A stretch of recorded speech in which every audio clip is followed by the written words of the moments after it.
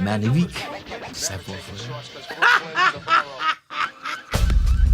At first I look at their feet. What are they wearing? Then I look at the watch. And I can tell you a lot about. The watch with my name in has to have some speed. You need to see the rotors, you need to see the mechanism of the watch.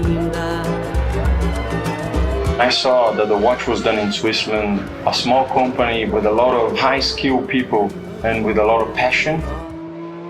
I loved this idea of taking a watch and opening up everything and being able to see everything.